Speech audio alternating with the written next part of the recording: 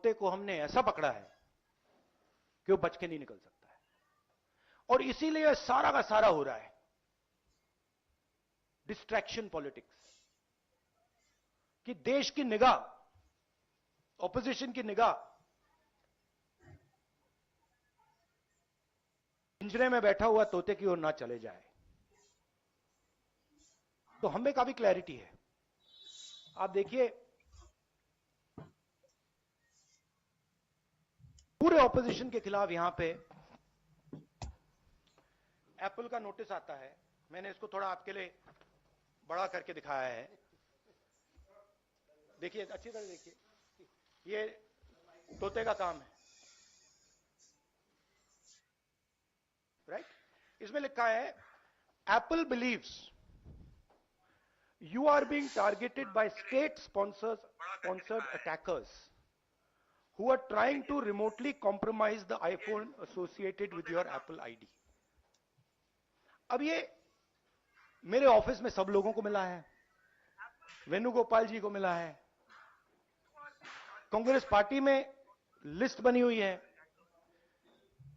Pawan Khera, Supriya, Sitaram Yechury, Akhilesh Yadav, Priyanka Chaturvedi, Mahua Moitra, Raghav Chadha, TS Singhdeo, list है। और ये सारे के सारे किसी ना किसी तरीके से इस मामले में इन्वॉल्व है। और देश के युवाओं को मैं समझाना चाहता हूं, बताना चाहता हूं यहां हो क्या रहा है।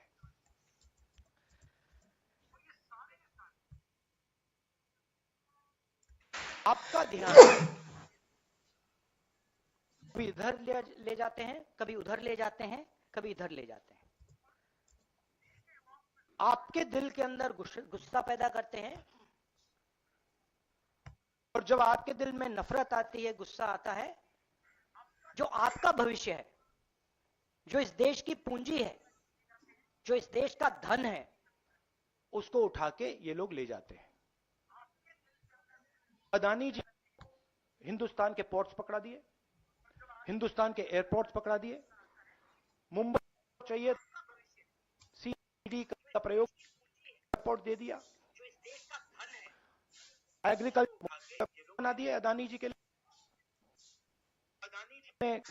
स्टोरेज उनके हाथ, इंफ्रास्ट्रक्चर उनके हाथ में, आप सड़कों पे चलते हो, सीमेंट उनके हाथ में, तो पूरा का पूरा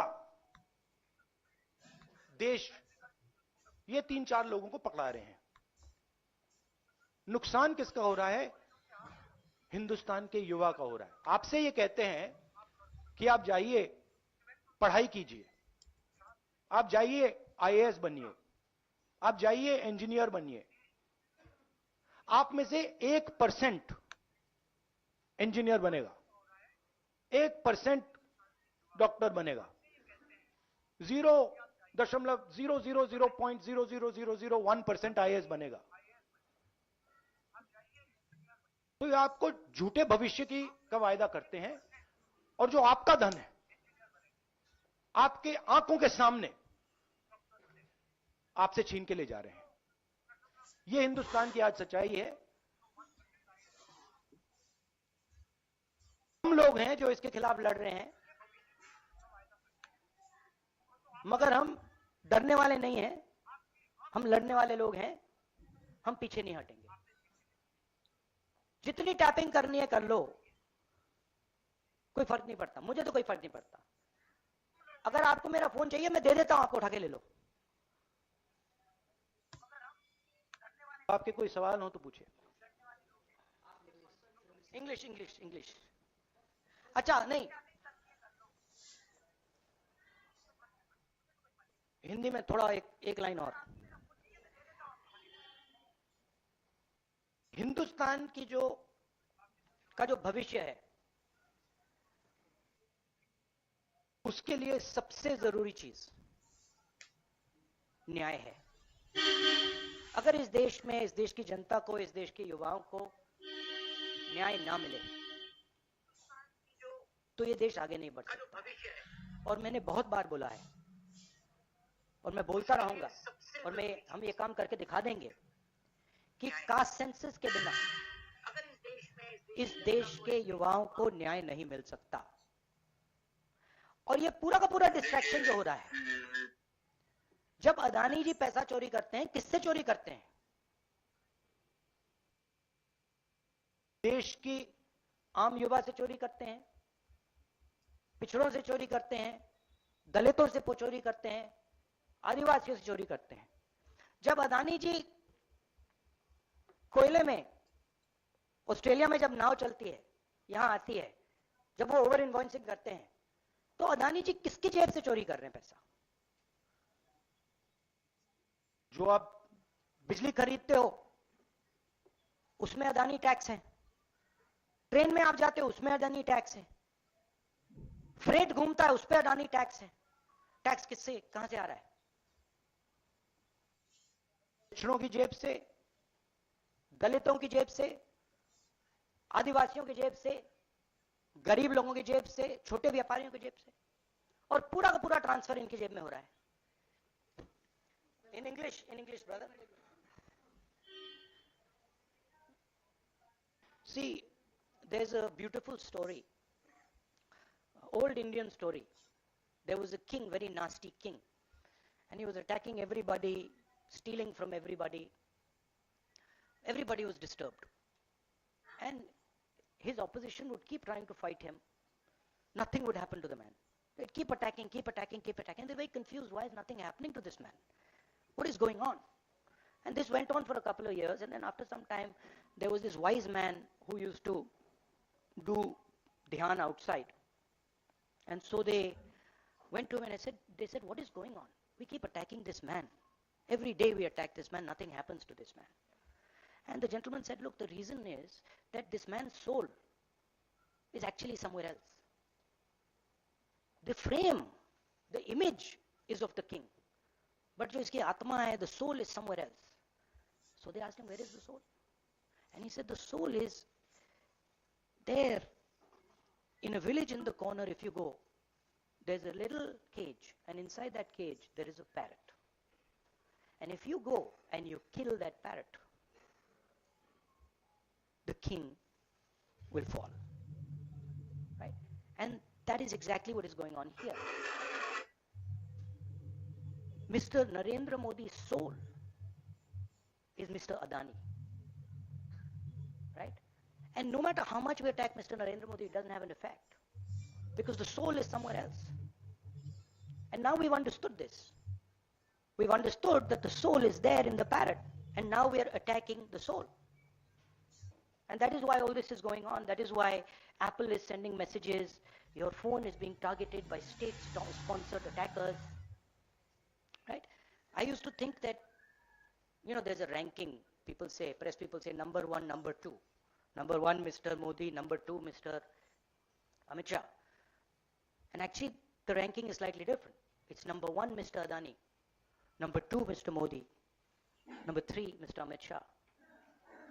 The country will soon realize that the Prime Minister is employed by Mr. Adani and works for Mr. Adani. Right? The examples of this are clear. Bombay Airport that is owned by somebody else. State-sponsored agencies attack the owner. He surrenders the airport to Mr. Adani. Mr. Adani is over-invoicing coal from Australia. It leaves Australia, it arrives in India, the price is doubled. No inquiry. Nothing. No ED, no CBI, nothing. Who's paying for it? When we are using electricity, poor people of this country using electricity, we're giving Adani tax. We're going in the railways, we're giving Adani tax. So it's very clear what is going on. Right? The wealth of the Indian people is being stolen from them. They are being divided. They are being made to hate each other. And while they are angry, they are disturbed, they are upset, Mr. Adani is basically taking over everything in this country. He owns most of the channels that are, whose cameras these? Most of these cameras, I don't know which ones, but half of them at least are owned by Mr. Adani. So, hello. Uh, Hello, Mr. Adani. I know you don't like this. I know you don't like this type of activity, but I must tell you that you are creating a huge amount of anger against yourself in this country. The common masses of this country are getting to understand what is going on. And it's my duty as a politician, as an opposition politician, to tell the truth about what is happening in India. So if you have any questions. Yeah, Anand. Sir, after Pegasus, we have seen this once again snooping on the phones of several of the Congress leaders and opposition leaders. So what's your next step? Whether will you go to take legal recourse or something like this? No, the last inquiry, the last Pegasus inquiry, where, I mean, my name was also there, uh, that sort of disappeared, right? So that tells you the situation in the country. Our job as opposition is to make people understand what is going on. And I'm very happy that more and more people are understanding what is going on. It's very clear. And this is clearly a sign of panic, right? This is clearly, I mean, this is not just one person, this is the whole opposition. So this is obviously, this is not done by somebody uh, who's not scared, or this is not done by somebody who's honest or who believes in themselves. This is the work of criminals, of thieves. Only thieves and criminals would want to do this. Rahul ji, अभी आपने एक बड़ा खुलासा किया। आपने कहा कि देश में अडानी सरकार चल रही है। आपकी बातचीत का लब्बुल लुआब था। तो लोकतांत्रिक देश में आप एक वोटिंग के जरिए सरकारें बदल सकती हैं, तो मोदी सरकार तो आप बदल सकते हैं, लेकिन अडानी सरकार कैसे बदलेंगे? ये बड़ा इंटरेस्टिंग प्रॉब्लम है। आइडियाज है मेरे पास। नहीं तो कुछ अगर शेयर कर पाए कि ये नहीं, शेयर ऐसे आइडिया शेयर नहीं करते हैं। टाइम आएगा तो दिखाएंगे अडानी सरकार कैसे बदली जाती है। बट आपने बहुत, देखिए, आपने बहुत गहरी बात बोली है। अडानी जी, ये मत सोचिए कि अडानी जी सरकार बदलने से हट जाएंगे, नहीं। मगर जिस तरीके का मोनोपोलाइजेशन हिंदुस्तान में हो रहा है, और अडानी जी उसके सिंबल हैं, सबसे बड़े सिंबल हैं एंड बिल्कुल ब्लेटेंट सिंबल हैं, उससे देश को जबरदस्त नुकसान हो रहा है। उससे हमारी डेमोक्रेसी टूट रही है, हमारे लोगों का पैसा चोरी हो रहा है, हमारे इंस्टीट्यूशंस कोलैप्स कर रहे हैं। तो बीजेपी की सरकार और बीजेपी का जो फाइनेंशियल सिस्टम है वो डायरेक्टली लिंक्ड है इनके साथ। बट चुनाव जीतने से प्रॉब्लम रिजॉल्व नहीं होगा। प्रॉब्लम रिजॉल्व करने के लिए और दवाई देनी पड़ेगी। Mr. Gandhi, this side, sir. This side. This. Sir. Sir. Sir, you've been raising Adani issue and crony capitalism for quite some time now. Do you firmly believe that this issue is also resonating and echoing in general public? And if yes, are you going to make this important poll plank in 2024 as you made Rafael in 2029? See, you have to understand where I'm coming from. Okay? I am defending what I consider to be the idea of India. Okay? I believe a free press. I believe independent institutions. I believe fair business practices. These are all the idea of India. And I am defending that idea. And I'm defending that idea how? With the truth. Right? I have a habit of telling the truth. I like speaking the truth. It gives me happiness and joy. Right? And that is what I'm doing. This is not just a political fight. This is not just a fight about, as I said, about going and winning an election. This is a much deeper fight. One step is winning an election, and I'm confident that you will see in the next state elections the results, right? But it is a deeper problem. We were enslaved. Please remember, all the young people in this country, please remember, we were enslaved by a monopoly. We became slaves of a monopoly. It was called the East India Company. It was a foreign monopoly. It had partners in India. And we are being enslaved by a monopoly again. So we are fighting actually for the independence of this country. Many people are not realizing this right now. You will come to realize it. But what is going on is a continuation of the freedom struggle, the fight against monopoly capital, which made our country into a slave country.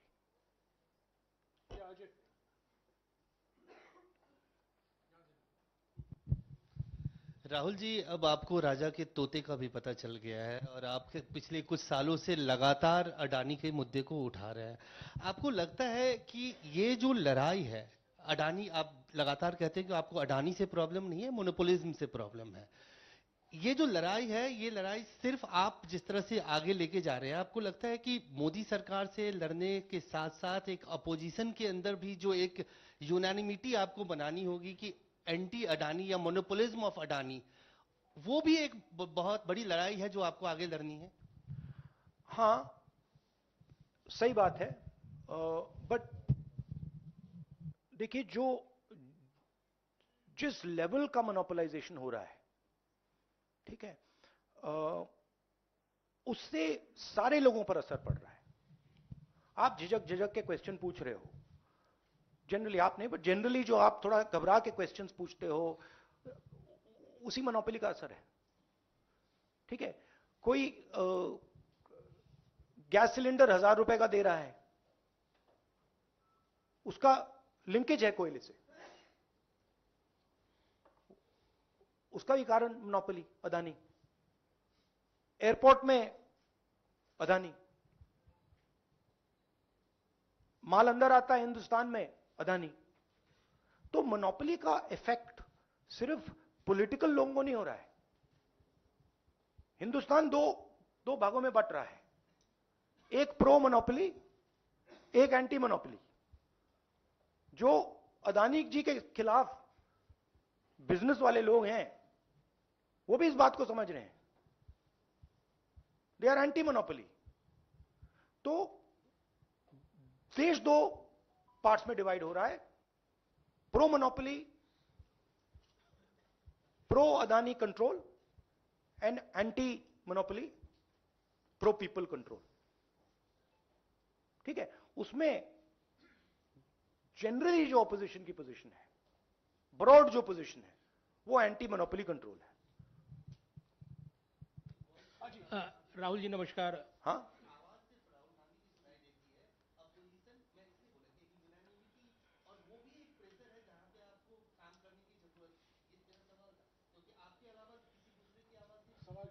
वो तो नहीं, वो तो है, दूसरों की आवाज है।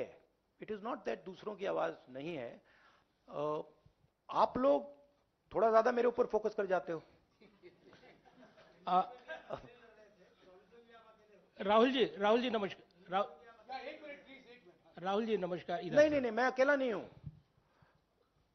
ये एक कॉन्सेप्ट है, एक आइडिया है, हिंदुस्तान का एक आइडिया है। मैं अकेला नहीं हूं, करोड़ों लोग खड़े हैं मेरे साथ। वो अलग बात है कि उनके हाथों में लाखों करोड़ रुपए नहीं है, मगर वो सब खड़े हुए हैं, सबको दिख रहा है,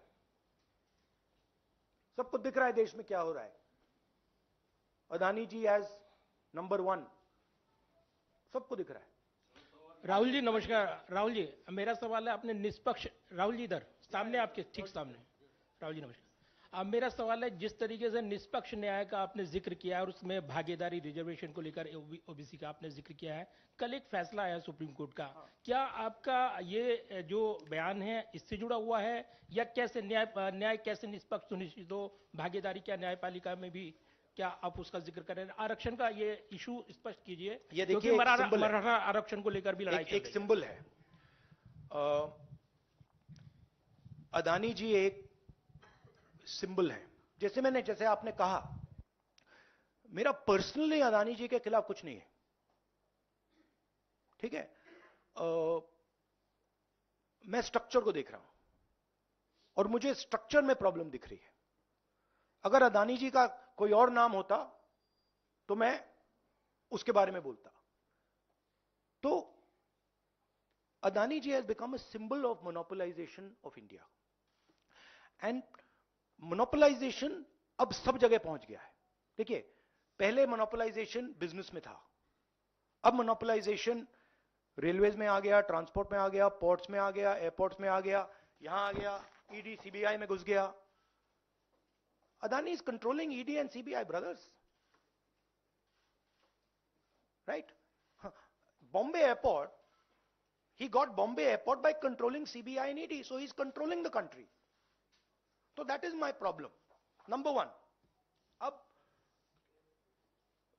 मेन बात क्या है कि number one Adani monopoly, number two monopoly जो देश के पिछड़े लोग हैं, दलित लोग हैं, आदिवासी लोग हैं, उनका सरकार को चलाने में उनका रोल ही नहीं है। मैंने उस दिन आपसे पूछ लिया, शायद पूछना नहीं था, बट इसमें इस कमरे में कितने पिछड़े लोग बैठे हैं? नहीं, अब आप बैठ गए, आए हो, पता नहीं स्पेशल इनवाइट, बट एक, ठीक है, आप एक हो ना, ठीक है। आपकी आबादी कितनी है हिंदुस्तान में? कितनी होगी? ओके, अब आप देखिए, आप हैं रिपोर्टर्स। अब आप मुझे बताइए, इंडिया के जो टॉप मीडिया कंपनीज हैं जो आपको कंट्रोल करती हैं, उनमें से ओबीसी सीईओज कितने हैं? दलित सीईओज कितने हैं? आदिवासी सीईओज कितने हैं? ओनर्स कितने हैं? Zero, zero. अब this is a huge problem for the country. This is another type of monopoly. So these two monopolies are connected. Adani's monopoly and caste census are directly connected. And what I'm trying to do is show the connection to the people of India. कि ये connected है, कि यहां पे 90 लोग हिंदुस्तान को चलाते हैं, उसमें 3 पिछड़े हैं, पिछड़ों की आबादी 50%, बजट का कंट्रोल 5%, आदिवासियों की आबादी 12%, कंट्रोल 0.01%, मतलब 100 रुपए में से 10 पैसे, दलितों का कंट्रोल 1%, 100 रुपए में से 1 रुपया। तो दिस इज नॉट एक्सेप्टेबल। अगर हम मतलब सुपर पावर की बात कर रहे हैं, देश की प्रगति की बात कर रहे हैं, तो ये स्ट्रक्चर एक्सेप्टेबल ही नहीं है। इसीलिए मैं कास्ट सेंसस का सवाल उठा रहा हूं। And caste census is what? It's X-ray. हम ये भी नहीं कह रहे हैं कि एक्शन क्या लेना है, हम ये कह रहे हैं भैया पहले एक्सरे लो, पता लगाओ इस देश में अदानी कितने हैं, पिछड़े कितने हैं, दलित कितने हैं, आदिवासी कितने हैं। एक बार डेटा आ जाएगा, उसके बाद हम जो हिंदुस्तान के डेवलपमेंट की नेक्स्ट स्टेप है, रेवोल्यूशनरी स्टेप है, उसको हम शुरू कर सकेंगे। तो ये मेरा मेन पॉइंट है। अभी अरुण हाँ, अरुण हेलो, ये सब सिम्टम्स है ना, ये सारे के सारे मोनोपोली के सिम्टम्स हैं। और कुछ मतलब पूरा का पूरा एक आदमी कंट्रोल कर रहा है। ठीक है, आप हिंदुस्तान के युवाओं को क्या ऑप्शन देते हो? ऑप्शन देते हो आईएएस, कितने बनेंगे? 300 बनेंगे, 400 बनेंगे हर साल। फिर ऑप्शन देते हो इंजीनियर, डॉक्टर, लॉयर, कितने बनेंगे? 1% बन जाएंगे। तो 99% लोगों का क्या होगा? अब उन 99% लोगों को रोजगार कौन देते हैं? छोटे बिजनेस वाले देते हैं।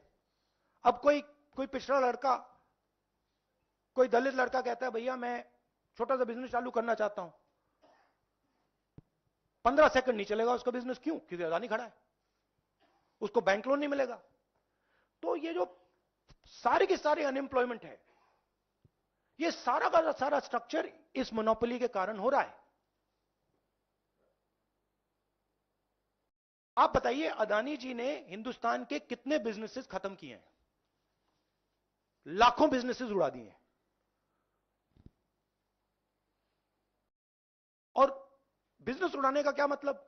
कि हिंदुस्तान के युवाओं को रोजगार नहीं मिलेगा। बड़ा सिंपल कॉम्बिनेशन है। अदानी जी को पैसा दो, हिंदुस्तान के युवाओं को रोजगार मत दो, जो उनमें गुस्सा आएगा उसको गुस्से को और आग दो, और अदानी जी को पैसा दो। ये स्ट्रक्चर है। आज की जो पॉलिटिक्स है जिस एरा में आप हैं, ये बहुत ज्यादा डिपेंडेंट है टेक्नोलॉजी, और आप पेगासस से लेके आज तक जिस तरह से आप लगातार आरोप लगा रहे हैं और जिस तरह के मामले सामने आ रहे हैं, आपको लगता है कि विचारों का स्वतंत्र प्रवाह नहीं हो पाता है? जब आप फोन उठाते हैं तो आप झिझकते हैं, उस पर बात करने से सकते हैं, और इसकी वजह से जो तैयारियां चुनाव की है या पार्टी की रणनीति वो अफेक्ट होती है, प्रभावित होती है।